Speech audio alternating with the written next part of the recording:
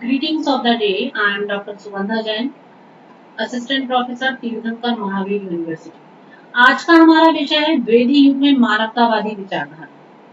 अगर देखा जाए तो जो द्विवेदी युग है, जिसमें महावीर प्रसाद द्विवेदी की एक विचारधारा हिंदी साहित्य को आगे लेकर चली है, तो वो उनकी विचारधाराएं मानो इस युग की विचारधारा में मिली है। भारतीय संस्कृति विश्व भर के लिए शांति तथा मानवता का पावन संदेश देती है, क्योंकि ये भारतीय संस्कृति के कण कण में व्याप्त है। वसुधैव कुटुंबकम, संपूर्ण संसार, संपूर्ण विश्व एक परिवार जैसा है। तो ये जो मानवता के बीच हमारी संस्कृति में बसे हुए हैं, व्याप्त हैं, ये हमें हर कहीं दिखाई देते हैं। इन सब में मानवता के प्रति एक कल्याण की भावना व्याप्त है। मानवता के लिए ही मानव जीवन है। मानवता एक विशिष्ट मानसिक भाव है, एक ऐसा भाव जिसमें सत्य निहित है, दया है, ममता है, परोपकार है, करुणा है। ये जो भाव उसमें निहित है, अपनत्व है, ये मानवता की एक प्रतिछाया के रूप में दिखाई देते हैं। और जब ये एक साथ मिल जाते हैं तो मानवतावाद का स्वरूप ले लेते हैं। ये हमारी संस्कृति का वैशिष्ट्य है। जितना हमारा साहित्य है, जो हमारे वेद हैं, उपनिषद हैं, पुराण हैं, धर्मशास्त्र हैं, स्मृति ग्रंथ हैं, सभी में ये मानवीय मूल्य विद्यमान है। तो इन मानवीय मूल्यों की जो एक अजस्र धारा है, वो निरंतर प्रवाहित रही है। निरंतर उस धारा ने ये सिखाया है कि मानवता सबसे बड़ा धर्म है और इसका पालन ही मानव को मनुष्यता प्रदान करता है। मुक्ति, व्यष्टि, समष्टि आदि ये सब मानदंड मानवतावाद के हैं। इसका उपदेश बुद्ध और ईसा ने भी दिया है। स्वामी विवेकानंद, गुरुदेव रविंद्रनाथ आदि ने इस व्यवहारिक दर्शन का तात्विक रूप ग्रहण किया है। आधुनिक काल में महात्मा गांधी ने मानवतावाद पर सर्वाधिक बल दिया है। मानवतावाद के विधायक तत्व समता है, प्रेम है, सत्य है, अहिंसा है, अस्तेय है। ये जो तत्व हैं, जिनमें एक दूसरे के प्रति आदर है, समानता है, प्रेम है, परोपकार है, सहनशीलता है, अहिंसा का भाव है, सत्यता है, क्षमा का भाव है, और यही नहीं, ये भाव जहां साहित्य का विषय बन जाते हैं, वो साहित्य एक संजीवनी से युक्त हो जाता है। तो इन समस्त तत्वों का संदेश जिन्होंने दिया वो महापुरुष हुए। यजुर्वेद में एक स्थल पर पंक्तियां लिखी हैं, मित्रस्याहं चक्षुषा सर्वाणि भूतानि समीक्षे, अर्थात मैं सब प्राणियों को मित्र की दृष्टि से देखूं। क्योंकि जब हम अपने चारों ओर संपूर्ण मानव संस्कृति को मित्र दृष्टि से देखेंगे, सभी का सम्मान करेंगे, एक दूसरे के प्रति द्वेष का भाव नहीं होगा, ईर्ष्या नहीं होगी, एक दूसरे के प्रति हमारे मन में अनादर का भाव नहीं होगा, तो ये जो एक मित्र भाव जब मानव के अंतर्गत आता है कि वो हर किसी को मित्र की दृष्टि से देखे, अपनत्व की दृष्टि से देखे, तो जितने भी विकार हैं, दुष्ट विकार हैं, वो तत्काल क्षीण हो जाते हैं और फिर लुप्त हो जाते हैं, समाप्त हो जाते हैं। तो ये मित्रता का भाव, अपनत्व का भाव, समानता का भाव, यही वो भाव है जो मानवतावाद की स्थापना करते हैं। भारतीय संस्कृति के कण कण में ये प्रार्थनाएं हैं कि हम हर किसी का कल्याण करें, हर किसी को सुखी देखें, हर किसी के लिए हम अपने हृदय को करुणाद्र रखें। तो कहा गया है, सर्वे भवन्तु सुखिनः, सर्वे सन्तु निरामयाः, सर्वे भद्राणि पश्यन्तु, मा कश्चित् दुःखभाग्। अर्थात समस्त संसार के प्राणी सुखी रहें, सभी निरोगी हों, सभी का कल्याण हम अपने नेत्रों से देखें, किसी को किसी भी प्रकार से दुख का भागी ना होना पड़े। तो ये भाव जब प्रत्येक हृदय में समाहित होंगे तो ये विश्व एक परिवार हो जाएगा, क्योंकि ये भाव हमारे परिवार में निहित होते हैं। हम नहीं चाहते कि हमारे परिवार का कोई भी सदस्य किसी भी कष्ट को सहन करे, और उसके लिए हम अपना सर्वस्व त्याग कर देते हैं। तो इसलिए ये जो भाव है, ये भाव जब प्रत्येक मानव के हृदय में होंगे तो ये मानवतावाद की स्थापना करेंगे। द्वेदी युग की कविता में हम इन भावों को देखते हैं। द्वेदी युग की कविता में सत्य, अहिंसा, समता आदि जो मानवतावादी भाव हैं, वो यत्र तत्र देखने के लिए मिलते हैं। उनका चित्रण काव्य में यत्र तत्र हुआ है, यथास्थान हुआ है।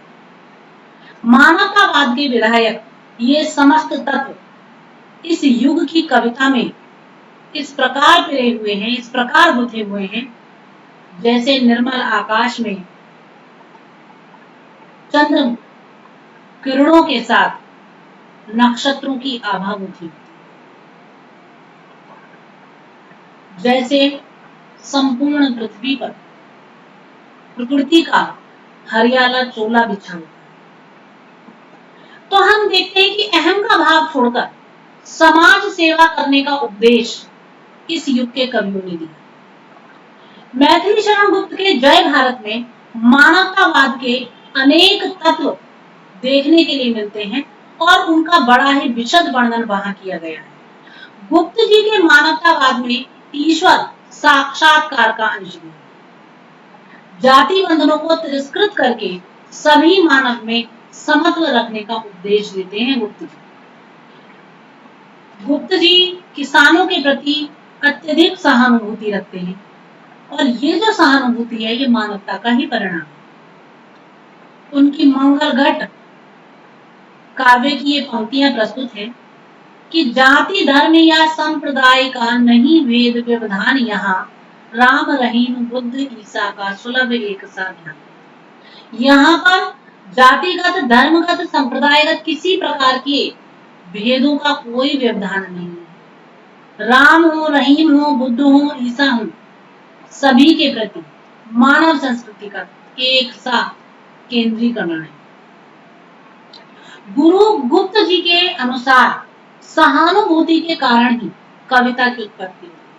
कविता करुणा से जन्मी, उसका कार्य बुरी बातों का विरोध करना है, उसकी सफलता आदर्श का विकास करने में।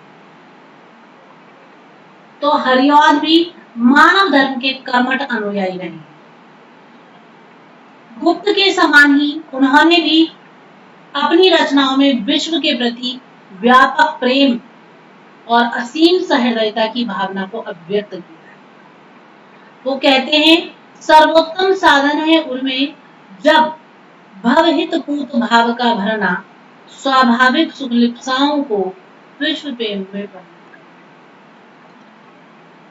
तो हृदय में जो सबसे बड़ा साधन है, वो हर किसी के प्रति हितकारी पवित्र भावनाओं को लेकर आना है, और स्वाभाविक सुख लिप्साएं जो हैं, उनको भी हम विश्व के प्रति प्रेम में परिणत कर दें।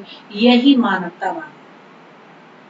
द्वेदी युग के कवियों की विशेषता मानवतावादी विचारधारा की स्थापना करना, दीन दुखियों के प्रति सहानुभूति प्रकट करना है।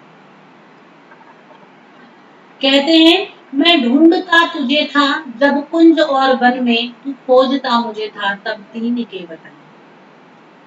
तो इस प्रकार जो ये काव्य है, इस काव्य में जो मानवतावादी विचारधारा है, वो पग पग पर देखने के लिए मिलती है। द्वेदीयुगीन परिस्थितियों की बात करें तो जो तत्कालीन परिस्थितियां रही हैं, उस युग में वैज्ञानिक शिक्षा के साथ साथ प्राचीन भारतीय संस्कृति का संबंध भी स्थापित किया गया। अंग्रेजी के स्थान पर राष्ट्रभाषा के रूप में हिंदी का समर्थन किया गया है। साहित्य की चर्चा करते हुए द्विवेदी जी स्वयं कहते हैं कि जिस जाति विशेष में साहित्य का अभाव या उसकी न्यूनता आपको दिखाई देने लगे, आप निसंदेह यह समझ जाइए कि यह जाति असभ्य किंवा अपूर्ण सभ्य है। तो यानी कि हमें उनका विचार ये था कि हमें सर्वप्रथम अपनी भाषा पर गर्व होना चाहिए, अपनी भाषा के प्रति हमारा प्रेम होना चाहिए, समर्पण होना चाहिए, अपने साहित्य के प्रति हमें समझ होनी चाहिए। तो जिस जाति की सामाजिक अवस्था जैसी होती है, उसका साहित्य भी ठीक वैसा ही होता है। और द्विवेदी जी के अभिमत में शिक्षित होने का अर्थ अंग्रेजी भाषा का ज्ञान नहीं, बल्कि भारत के उच्च कोटि के विद्वान अपना विचार अभिव्यक्त करने के लिए विश्व भाषा अंग्रेजी का सहारा लेते हैं। ये इतना श्रेयस्कर नहीं है। हम अपनी भाषा को महत्व दें और अपनी भाषा में अपने विचारों की अभिव्यक्ति करें। तो जब हम अपनी भाषा को सम्मान देंगे, अपनी भाषा के प्रति हमारा समर्पण होगा, उसके प्रति हमारी भक्ति होगी, तो हम पूर्ण शिक्षित कहलाएंगे। तो द्विवेदी जी भी यही कहते हैं कि केवल शिक्षित होने का अर्थ ये नहीं है कि आपको अंग्रेजी भाषा का ज्ञान है या उसका ज्ञान नहीं है। आपको अपनी भाषा का ज्ञान है, आपके विचार उच्च हैं, आपका दृष्टिकोण उच्च है, आप दूरदर्शी बौद्धिक क्षमता को धारण करते हैं, तो ये शिक्षा का प्रतीक है। तो जो इस युग की अगर हम देखें तो विभिन्न विशेषताएं रही हैं। अगर हम इस युग में द्विवेदी युग के काव्य को देखें तो इन्हीं चीजों के आधार पर द्विवेदी युग का जो काव्य है उसमें देशभक्ति की प्रभावना रही है। क्योंकि 19वीं शताब्दी के उत्तरार्ध में जो भारतेंदु प्रेमघन, प्रताप नारायण मिश्र आदि कवि हुए, उनके काव्य में देशभक्ति का स्वर सुनाई पड़ा था, लेकिन वो इतना व्यापक नहीं था और उसमें इतनी गहराई भी नहीं थी। लेकिन जैसे ही युग बदला, भारतेंदु से आगे जो साहित्य बढ़ा और वो द्विवेदी युग पर पहुंचा, तो उस समय हिंदी काव्य में उसका उत्तरोत्तर विकास होता गया। एक प्रकार से कह सकते हैं कि जो देशभक्ति का स्वर है वो अपने चरमोत्कर्ष पर पहुंच गया। मैथिली शरण गुप्त जी भारत भारती के द्वारा उस उत्कर्ष को अभिव्यक्त करते हुए दिखाई देते हैं। तो द्विवेदी युगीन कवियों की जो राष्ट्रीय भावना है वो भारतेंदु युगीन कवियों की राष्ट्रीय भावना से किंचित भिन्न और बल्कि ये कह सकते हैं कि उससे और अधिक स्पष्ट है और अधिक मुखर है और अधिक चर्म का स्पर्श करते हुए है।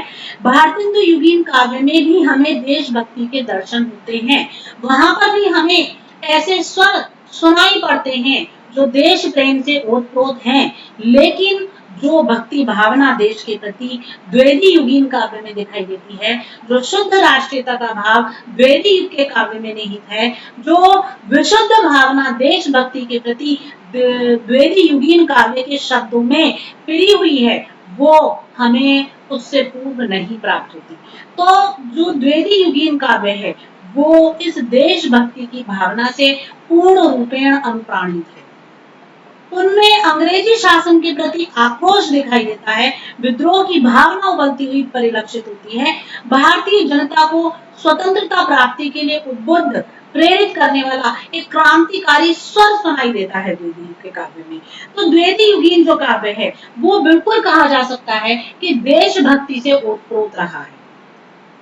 कवि शंकर जो हैं वो बलिदान गान का शीर्षक कविता के द्वारा अपनी पंक्तियां कहते हैं कि देशभक्त वीरों मरने से नेक नहीं डरना होगा, प्राणों का बलिदान देश की वेदी पर करना होगा। कि अगर आप सच्चे देशभक्त हैं तो मरने से क्या डरना, और अगर आपने अपने देश की वेदी पर अपने प्राणों का बलिदान दे दिया तो आप अपने देश के लिए न्यौछावर हो गए, यही आपकी देशभक्ति है। तो इस प्रकार हमें उस काव्य में देश प्रेम की जो गूंज है वो अपने चरम उत्कर्ष के साथ सुनाई देती है। सामान्य जनता में राष्ट्र के प्रति प्रेम को उत्पन्न करने के लिए भारत के गौरवपूर्ण अतीत और उसकी पृष्ठभूमि की छटा की भावपूर्ण छवि अंकित की गई है। गुप्त जी कहते हैं भारत भारती के माध्यम से कि भूलोक का गौरव प्रकृति का पूर्ण लीला स्थल कहाँ, फैला मनोहर गिरि हिमालय और गंगा जल जहाँ, संपूर्ण देशों से अधिक किस देश का उत्कर्ष है, उसका की जो ऋषि भूमि है वह कौन, भारतवर्ष है। तो बड़े ही सुंदर ढंग से और रसमयी वाणी में उन्होंने ये कहा कि जो भूमि ऋषियों की मेधा से आप्लावित रही है वो भूमि कौन सी है, तो वो भूमि भारतवर्ष है। जिस भूमि पर संपूर्ण देशों के प्रेम से भी अधिक एक देश गान का उत्कर्ष निहित है, वो कौन सी भूमि है, वो भारतवर्ष है। जिसे हिमालय जैसी चोटी अपने उत्तुंग रूप के साथ सुशोभित करती है और जहां गंग धारा इसके शीश का अभिषेक करती है, वो कहाँ, भारतवर्ष। तो इस प्रकार हम देखते हैं कि जो एक राष्ट्र प्रेम की भावना है, जो देश प्रेम की भावना है, जो भक्ति है देश के प्रति, वो हमें द्विवेदी काव्य में देखने के लिए मिली है। समाज में व्याप्त जो अंधविश्वास थे, कुरीतियां थी और जो ईर्ष्या द्वेष आदि है, उसका हृदय स्पर्शी चित्र प्रस्तुत करते हुए कवियों ने भारतीय जनमानस को उसकी जो भी कमियां रही उससे अलग कराते हुए परस्पर संगठित होकर देश की उन्नति करने के लिए ओजस्वी स्वर में प्रेरित किया है। रामनरेश त्रिपाठी जी कह रहे हैं एक स्थल पर कि उठो त्याग दे द्वेष, एक ही सबके मत हूँ, सियु ज्ञान विज्ञान कला कौशल उन्नत हूँ, सुख सुधार संपत्ति शांति भारत में भर गई, अपना जीवन इसे सहर्ष समर्पित। तो यहाँ पर जो वेदी में व्याप्त जो एक देश प्रेम की भावना है वो दिखाई देती है। एक स्थल पर जो समस्याएं हैं उनके कारणों पर विचार करने के साथ साथ समाधान ढूंढने तक जो ये बात है वो जुड़ा हुआ है। भारतीय की भांति ही है ये, और सामायिक उदन से नहीं जुड़ा है बल्कि राष्ट्र प्रेम की भावना है कि हम थे, हम क्या थे, क्या हो गए और क्या होंगे कभी, आओ मिलकर विचारें ये समस्याएं। तो यहाँ पर जो हम अपने देश की बात करते हैं, हम कहाँ देश के लिए कितना सोचते हैं, कभी आओ इस पर बैठकर विचारें। देशभक्त वारू मरने से भी कभी न डरना होगा और प्राणों का बलिदान देश की वेदी पर करना होगा। तो ये पंक्तियां पुनः याद आ जाती हैं। तो इस प्रकार जो देशभक्ति की लहर है वो इस काल में गूंजी है। गया प्रसाद शुक्ल स्नेही भी कहते हैं कि जिसको न निज गौरव तथा निज देश का अभिमान है, नर नहीं वह नर पशु निरा और तक समान है। तो यहाँ पर हर ओर देश प्रेम की भावना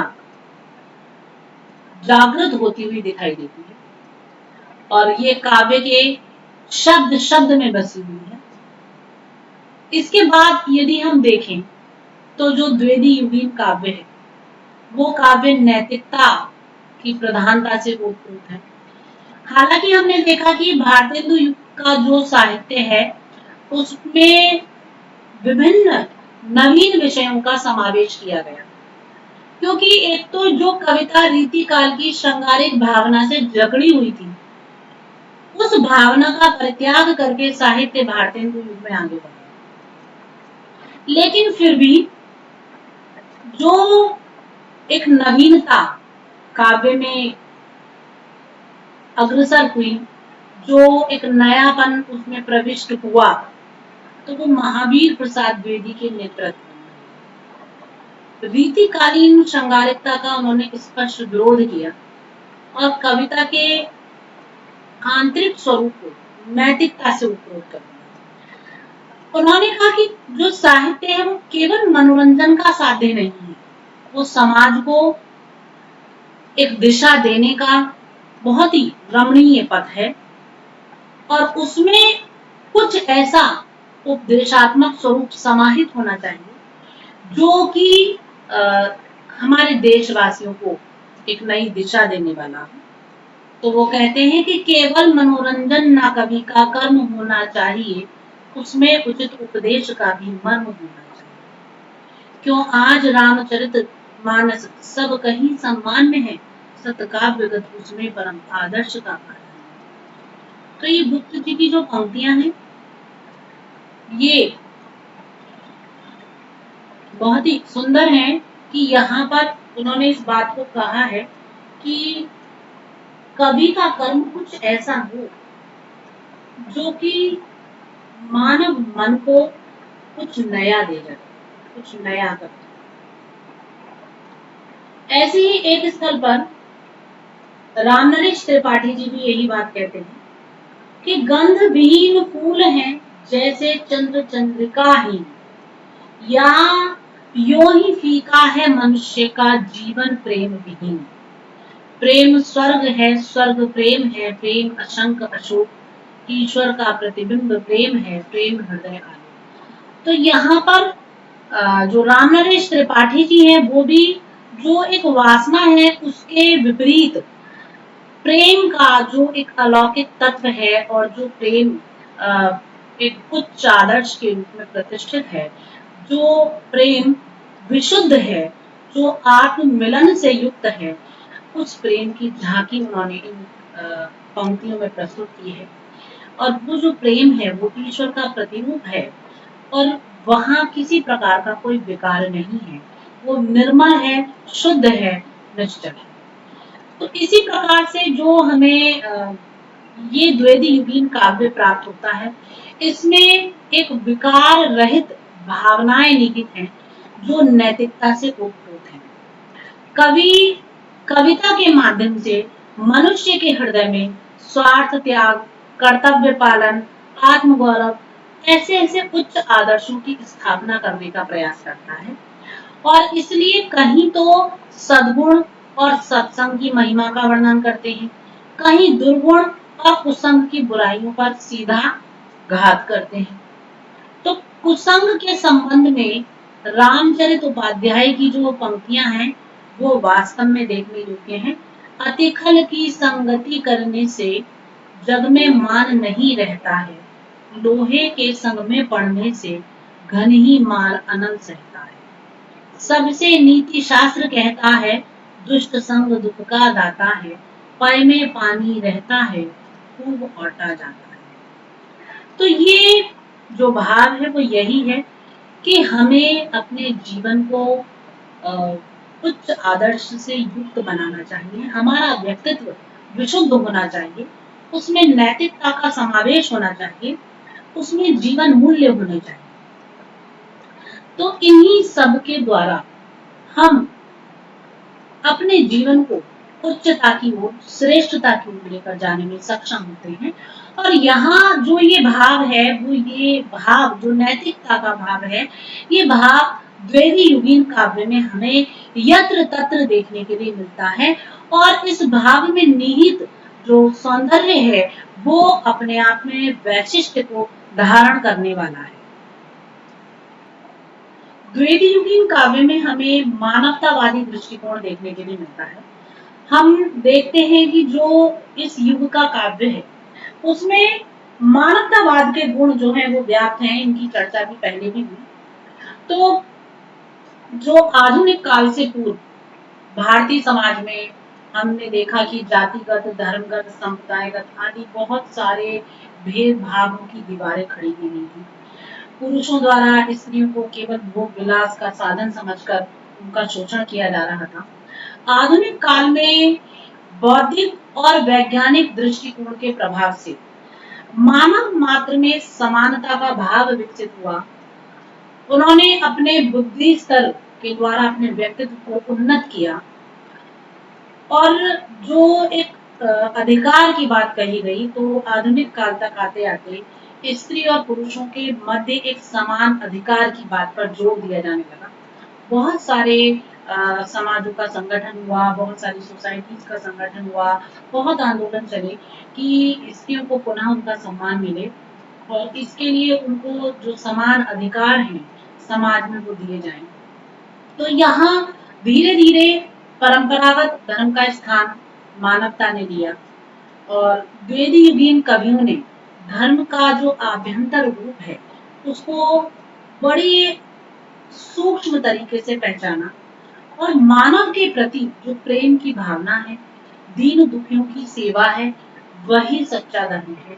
इसको समाज के मध्य लाकर खड़ा किया काव्य के माध्यम से। गोपाल शरण सिंह कहते हैं, जग की सेवा करना ही बस है सब सारों का सार। जग की सेवा करना ही बस है सब धर्मों का सार। विश्व प्रेम के बंधन ही में मुझको मिला मुक्ति का।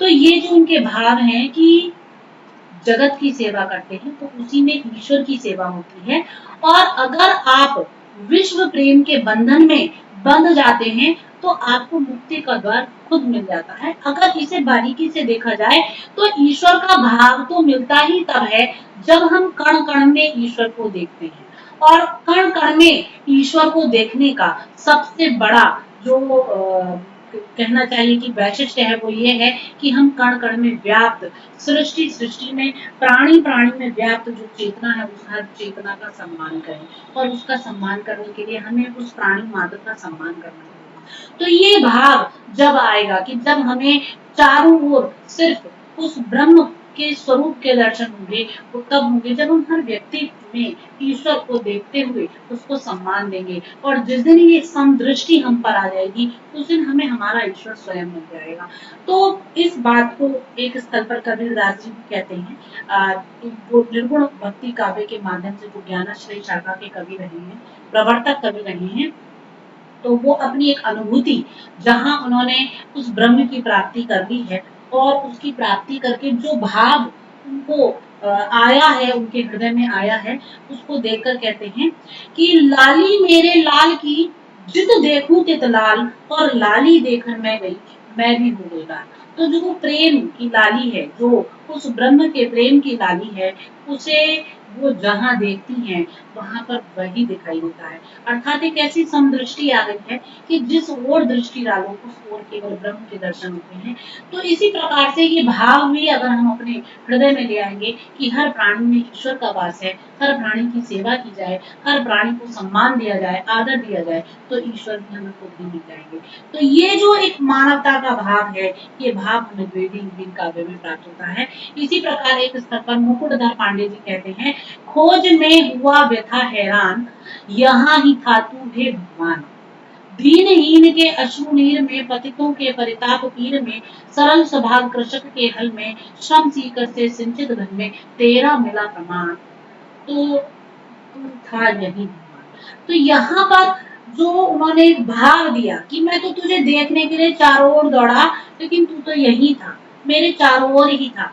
जो दीन गरीब व्यक्ति हैं उनके अश्रुओं में, उनके जल में तू था और जो पतित हैं उनके परिताप की पीर में तू था। सरल स्वभाव वाला जो कृषक है उसके जो श्रम से आने वाली जो पसीने की बूंदे हैं उनमें, उन सीकर में था और सिंचित घन में, जिन घन की बूंदों ने उसके उस श्रम को हरा है उसमें तू था। तो मुझे तो तेरा प्रमाण इस पृथ्वी पर ही कण कण में प्राप्त हुआ और मैं तो तुझे व्यर्थ ही चारों ओर ढूंढ रहा था। तो यहाँ जो भाव है वो मानवता के उत्कर्ष को स्थापित करता हुआ प्रतीत होता है। एक स्थल पर और गुप्त जी ने साकेत में श्री राम के मुख से कहलवाया है, मैं आर्यों का आदर्श बताने आया, जन सम्मुख धन को तुच्छ जताने आया। संदेश यहाँ मैं नहीं स्वर्ग का लाया, इस भूतल को भी स्वर्ग बनाया। बहुत ही सुंदर पंक्तियां उन्होंने कह दी कि मैं यहाँ पर स्वर्ग का कोई संदेश लेकर नहीं आया था, मैं तो इस पृथ्वी को ही स्वर्ग बनाने आया था। अगर आप अपने जीवन में उच्च आदर्शों को अपना लेते हैं, आप ईर्ष्या द्वेष को छोड़कर प्रेम को अपना लेते हैं और आप धन को तुच्छ समझकर मानवता को अपना लेते हैं, तो यही स्वर्ग है, यही भगवान है, यही समस्त सुख और आनंद है। तो इस प्रकार जो मानवता है वो मानवता का स्वर हमें द्वेदी युगीन काव्य में देखने के लिए मिलता है। नारी को समाज में उच्च प्रतिष्ठा दिलाने के लिए पाठकों का ध्यान ऐसे नारी पात्रों की ओर आकर्षित किया गया जिनको कि प्राचीन एवं मध्यकालीन भारतीय महाकाव्य में कोई स्थान नहीं दिया गया। इनमें गुप्त जी और उपाध्याय सिंह जी सबसे आगे रहे।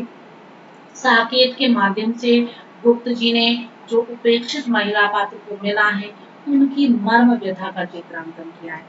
और हरिऔध में प्रिय प्रवास में जो राधा जी हैं उनकी जो लोक सेविका का स्वरूप है उसे लोगों के सम्मुख ला के रखा है, क्योंकि उनसे पूर्व जितने भी काव्य हुए हैं उनमें श्री राधे के सिर्फ प्रेम रूप का वर्णन किया गया है, लेकिन किस प्रकार वो लोक सेवा के लिए और एक लोक कल्याण के लिए निरंतर रत रही है उनके इस रूप को प्रस्तुत नहीं किया गया। तो यहाँ जो द्वेदी युगीन कवि थे उन्होंने जो रीति ग्रंथ थे जहाँ पर केवल नायिका भेद और प्रेम प्रेमिका परिवार और केवल इन्हीं चीजों की चर्चाएं की गई है, इन्हीं के वर्णन किए गए, इनसे अलग हटकर मानवता को स्थापित किया। इसके साथ हम देखते हैं कि जो द्वेदी युगीन काव्य है उसमें आलंबन रूप में प्रकृति का चित्रण हुआ है। भारतेंदु युग जो रहा उसमें कवियों की दृष्टि प्रकृति के स्वतंत्र रूप की ओर गई थी और उससे पूर्व जो रीतिकालीन काव्य रहा उसमें उद्दीपन की ओर गई थी। भारतेंदु ने चंद्रावली और सत्य हरिश्चंद्र में क्रमशः यमुना और गंगा की जो प्राकृतिक सुषमा का सौंदर्य का वर्णन किया है उसमें अलंकार प्रियता और शब्द चमत्कार के रूप में एक जो नैसर्गिक सौंदर्य था वो दब गया था। लेकिन द्वेदी युगीन कवियों ने प्रकृति को बिल्कुल पास से देखा और उसका सूक्ष्म चित्रण काव्य में अवतरित किया और उसको आलंबन रूप में स्वीकृत किया। चाहे हम श्रीधर पाठक की बात लें, बालमुकुंद गुप्त को लें, रामनरेश त्रिपाठी को लें, जगमोहन सिंह जी को लें, रामचंद्र शुक्ल जी को लें, सभी की कविताओं में हमें प्रकृति के नैसर्गिक सौंदर्य के चित्र देखने के लिए मिलते हैं। रामचंद्र शुक्ल जो है वो अपनी ग्राम सौंदर्य से संबंधित एक कविता है, तो उसमें कह रहे हैं कि गया उसी देवल के पास है ग्राम पथ, श्वेत धारियों में कई घास को विभक्त कर, फूहरों से सटे हुए पेड़ और झाड़ हरे, गोरज से धूल जो खड़े हैं किनारे। तो ये प्रकृति का जो सौंदर्य है उसको यहाँ अभिव्यक्त किया है। रामनरेश त्रिपाठी ने अपने खंड काव्य में प्रकृति के मोहक चित्र उतार दिए हैं। स्वप्न नामक खंड काव्य में वर्णित वेगवती पहाड़ी नदी का एक चित्र जो है वो प्रस्तुत करते हैं कि पर्वत शिखर पर हम पर्वत शिखरों पर हिम गलकर जल बनकर नालों में आकर छोटे बड़े चिकने अगणित शिला समूहों से टकराकर गिरता उठता फेन बहाता अति कोला हर हर हर हर वीर वाहिनी की गति से कहता रहता नहीं। तो यहाँ बहुत ही सुंदर चित्रण प्रकृति का नदी के प्रवाह का किया है कि किस प्रकार पर्वत शिखरों से निकलती हुई वो जो नदी की धारा है इधर उधर टकराते हुए और अपने रास्तों को बनाते हुए आगे बढ़ती चली जाती है ना। तो यहाँ जो काव्य है द्वेदी युगीन काव्य उसमें ये सारी विशेषताएं देखने के लिए मिलती हैं। इसी के साथ एक विशेषता है इतिवृत्ता।